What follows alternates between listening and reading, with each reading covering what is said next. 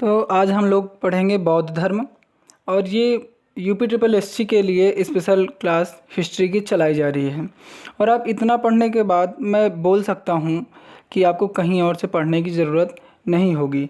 यहाँ से जो क्लासेस चलेंगी आप उन्हें लेकर के हिस्ट्री में तो आप ये समझ लीजिएगा कि यही क्वेश्चन लगभग आने ही हैं। तो बिना देरी किए हम लोग क्लास की शुरुआत करते हैं, जिससे कि वीडियो ज़्यादा लंबा ना हो और जितना समय हो पाए वो केवल पढ़ाई में ही लग पाए। तो हम लोग शुरू करते हैं क्या, बौद्ध धर्म। तो ये हम लोग स्लाइड के माध्यम से आज पढ़ेंगे, ये डिजिटल बोर्ड के माध्यम से। तो बौद्ध धर्म, बौद्ध धर्म ये जो है इसके संस्थापक जो हैं वो हैं गौतम बुद्ध। गौतम बुद्ध यह ऐसे पहले व्यक्ति हैं जिनकी मानव प्रतिमा पूजी गई। यह ऐसे पहले व्यक्ति हैं जिनकी मानव प्रतिमा पूजी गई है। और इनके अन्य नाम जो हैं, इनके अन्य नाम हैं शाक्य सिंह, शाक्य मुनि, तथागत और एशिया का प्रकाश पुंज भी इन्हें कहा जाता है, मीन्स लाइट ऑफ एशिया। तो गौतम बुद्ध जो हैं बौद्ध धर्म के संस्थापक हैं। और इनका अन्य नाम क्या है? Shakya Singh, Shakya Muni, Tathagata, light of Asia means Asia का प्रकाश पुंज। तो हम लोग थोड़ा सा इसका साइज बढ़ा लेते हैं पेन का और कलर कर लेते हैं कोई और। चलिए, तो यहाँ तक हो गया। और इनके बचपन का नाम क्या है? सिद्धार्थ। इनकी माता का नाम महामाया, जो कि कोलीय गणराज्य की हैं। इनके पिता का नाम शुद्धोधन, जो कि शाक्य वंश के। इनका जन्म 563 बीसी लुम्बिनी साल वृक्ष के नीचे हुआ था। इनकी पत्नी का नाम यशोधरा और विवाह इनका 16 वर्ष की आयु में हुआ। इसके बाद इनको शादी के 12 वर्ष बाद यानी 28 वर्ष की उम्र में पुत्र रत्न की प्राप्ति हुई और पुत्र का नाम राहुल रखा गया। गौतम बुद्ध जी का लालन पालन प्रजापति गौतमी मीन्स इनकी मौसी ने किया। जब यह थोड़े से बड़े हुए तो इनके पिता ने एक पंडित से पूछा अपने पुत्र के बारे में कि कुछ बताइए। तो पंडित जी ने बताया, कौंडिन्य नाम के पंडित ने यह बताया कि या तो आपका बेटा बहुत बड़ा राजा बनेगा या तो यह बहुत बड़ा सन्यासी। तो कौंडिन्य नाम के पंडित ने यह बताया कि या तो यह लड़का राजा बनेगा और या तो बहुत बड़ा सन्यासी। इन्होंने गृह परित्याग जो है, इन्होंने गृह परित्याग 29 वर्ष की अवस्था में कर दिया। गृह परित्याग इन्होंने 29 वर्ष की आयु में किया। और इसका प्रतीक मीन्स गृह परित्याग का प्रतीक भी पूछा जाता है। तो इसका प्रतीक है घोड़ा। मीन्स गौतम बुद्ध के गृह परित्याग का प्रतीक जो है वो है घोड़ा। इनके गर्भावस्था में आने का प्रतीक भी पूछा जाता है। तो वह है गर्भावस्था में आने का प्रतीक है हाथी और गृह परित्याग का प्रतीक है घोड़ा और जन्म का प्रतीक इनके है कमल। इनके जन्म का प्रतीक है कमल। पाली साहित्य में ऐसा कहा जाता है कि जिस दिन इनका जन्म हुआ, ऐसा कहा जाता है कि जिस दिन इनका जन्म हुआ उसी दिन कंथक मीन्स गौतम बुद्ध का घोड़ा, एक कंथक मीन्स गौतम बुद्ध का घोड़ा, चन्ना मीन्स गौतम बुद्ध का सारथी का भी जन्म हुआ। मतलब जिस दिन इनका जन्म हुआ गौतम बुद्ध जी का, उसी दिन इनके घोड़े कंथक का और चन्ना इनके सारथी का भी जन्म हुआ।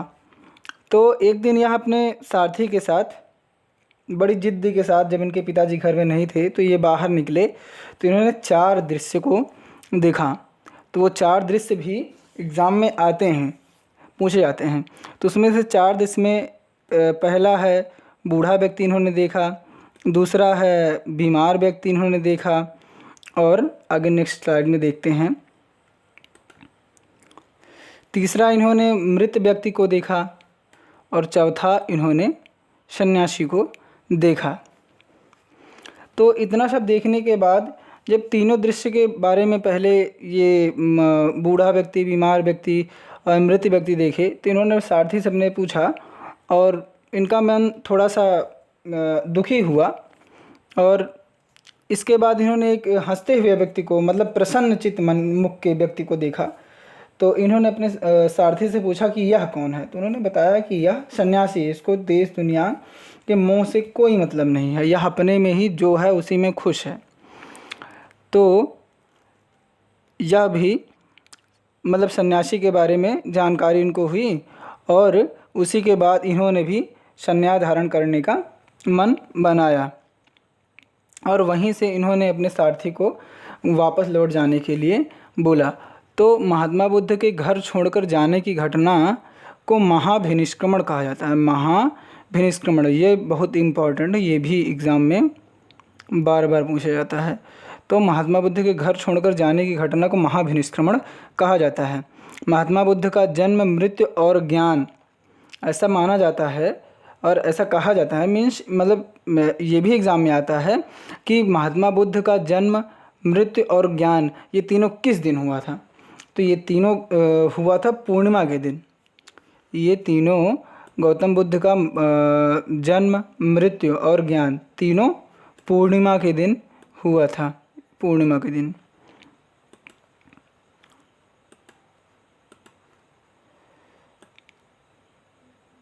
हुआ था।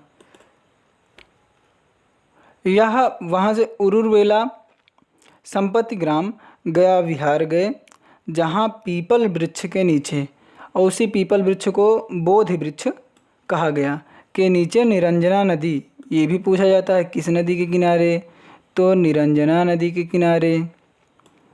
इन्होंने मतलब वहाँ से जाने के बाद जब सारथी को बोले जाने के लिए, तो वहाँ से ये उरुवेला संपत्ति ग्राम गया बिहार गए, जहाँ पीपल वृक्ष मतलब बोधि वृक्ष के नीचे निरंजना नदी के किनारे तपस्या कर रहे थे। और 6 वर्ष तपस्या करने के पश्चात, 6 वर्ष तपस्या करने के पश्चात 35 वर्ष जब इनकी आयु हुई, तो इन्हें ज्ञान प्राप्ति हुआ। 6 वर्ष की तपस्या के बाद 35 वर्ष की इनकी आयु में इन्हें ज्ञान प्राप्त हुआ, और इन्होंने पहला उपदेश सारनाथ के ऋषि पत्तनम में दिया। सारनाथ ऋषि पत्तनम में इन्होंने पहला उपदेश दिया, और इसी को क्या बोला गया, इसी घटना को धर्म चक्र प्रवर्तन, धर्म चक्र प्रवर्तन, धर्मचक्र प्रवर्तन कहा गया। और इन्होंने अंतिम उपदेश जो है वो श्रावस्ती में दिया। ये पहला उपदेश सारनाथ ऋषि पत्तनम में, और अंतिम उपदेश श्रावस्ती, ये भी पूछा जाता है। सबसे अधिक उपदेश इन्होंने भी श्रावस्ती में दिया, और सर्वाधिक वर्षावास इन्होंने वैशाली में बिताया, और अंतिम वर्षावास भी इन्होंने वैशाली में बिताया। तो बौद्ध धर्म में पूजा स्थल को स्तूप कहा जाता है, पूजा स्थल को स्तूप कहा जाता है। वैलवन विहार इनके ठहरने के स्थान को कहा जाता है। जैसे ये लोग दिन भर कहीं और रहे और जहाँ पे ठहर लिए उसे कहा जाता है वैलवन विहार। वाराणसी में यज्ञ श्रेष्ठी को इन्होंने ज्ञान दिया। इनके शिष्य आनंद के कहने पर वैशाली नगर में बौद्ध भिक्षुणी संघ भी इन्होंने चलाया। बौद्ध संघ की स्थापना वाराणसी में हुई। महाभिनिष्क्रमण गृह परित्याग की घटना को, ये इम्पॉर्टेंट है, यहाँ से देख लीजिएगा कि ये लगभग ही आते हैं। महाविनिष्क्रमण गृह परित्याग की घटना को, संबौद्धि ज्ञान प्राप्ति की घटना को, इनको कहते हैं संबौद्धि।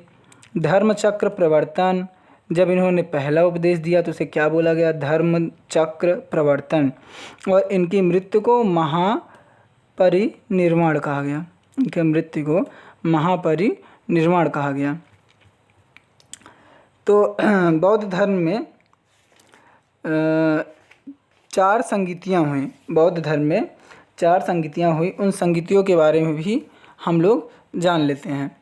तो ये जो पहली संगीति है, पहली संगीति यह हुई 483 BC में, और यह इसकी मतलब जगह हुई राजगृह में। इसके शासक जो हैं, देखिए माउस के माध्यम से हम लिख नहीं पा रहे हैं, थोड़ा सा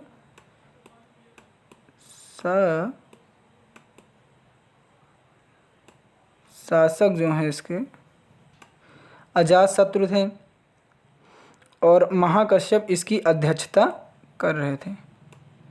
अध्यक्षता महाकश्यप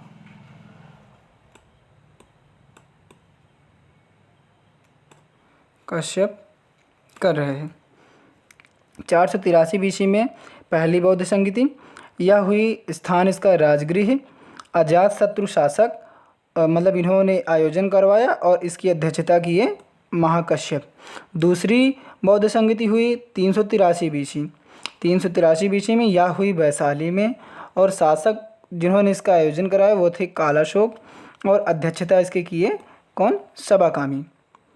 तो पहली 483 BC राजगृह में शासक अजातशत्रु, अध्यक्ष महाकश्यप। दूसरी 383 BC वैशाली में कालाशोक शासक, सबाकामी अध्यक्षता कर रहे थे।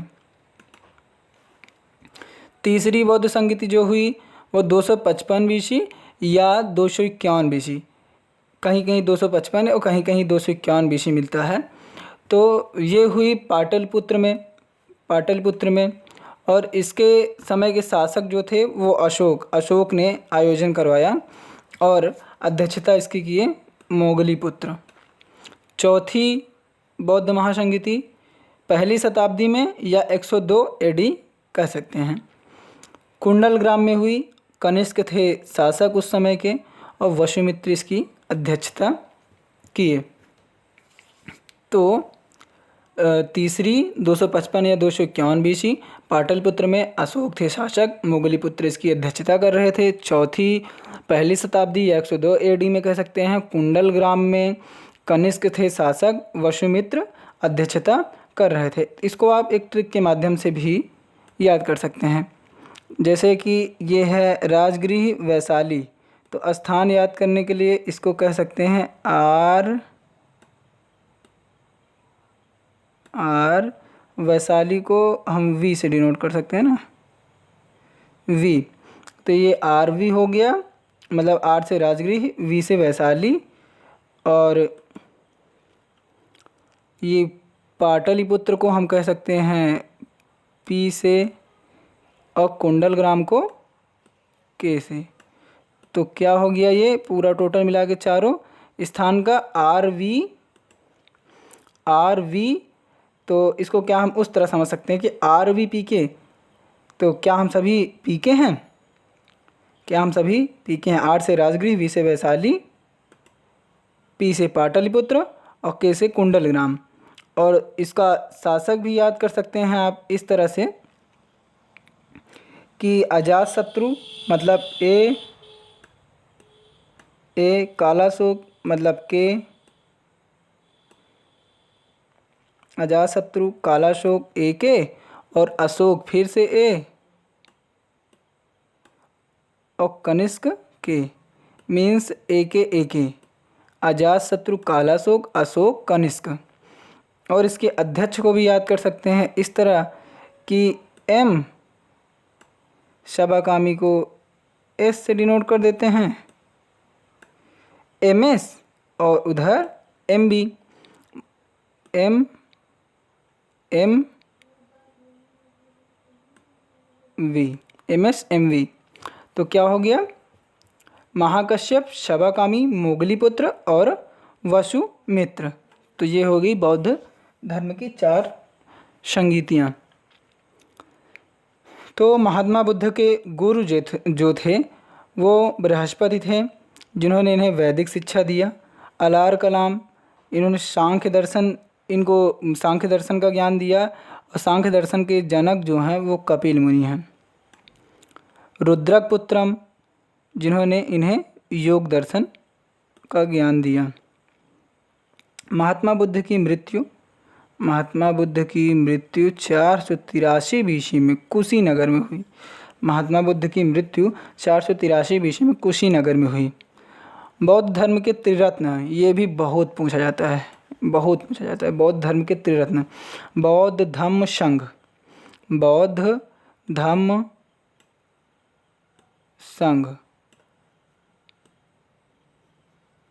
क्या है? बौद्ध धम्म संघ, बौद्ध धर्म के त्रिरत्न हैं ये, बौद्ध धम्म और संघ।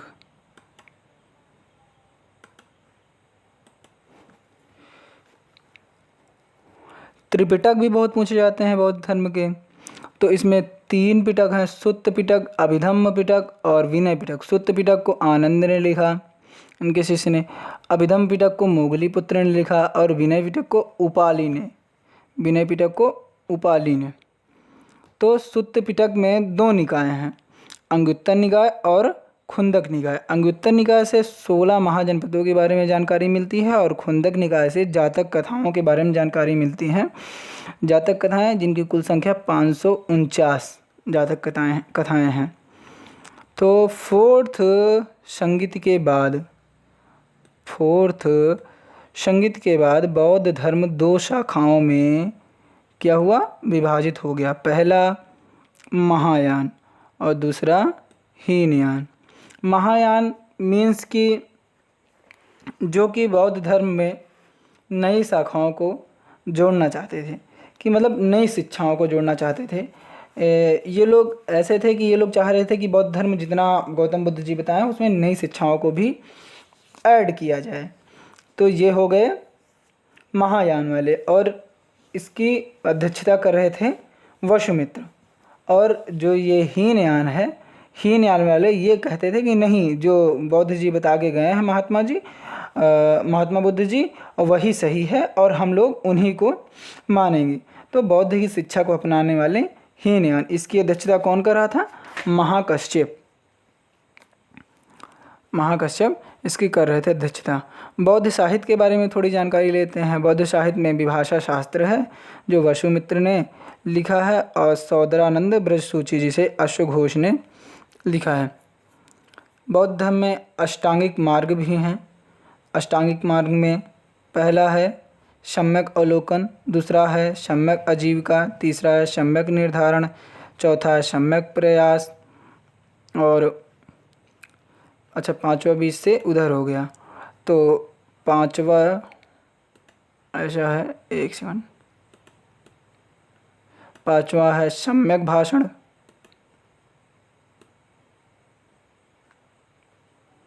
5वां है सम्यक भाषण।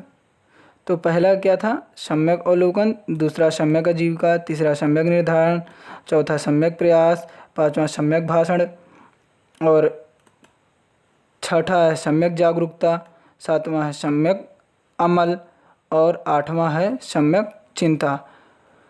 तो बौद्ध धर्म में कुल सील भी हैं 10, कुल सील 10 हैं, लेकिन बेसिक यही पूछे जाते हैं: सत्य, अहिंसा, अस्तेय और अपरिग्रह, ये 4। ये भी पूछा जाता है कि बौद्ध धर्म का प्रचार कौन से शासक ने सर्वाधिक किया? तो बौद्ध धर्म का सर्वाधिक प्रचार अशोक ने किया। सर्वाधिक प्रचार किसने किया? अशोक ने।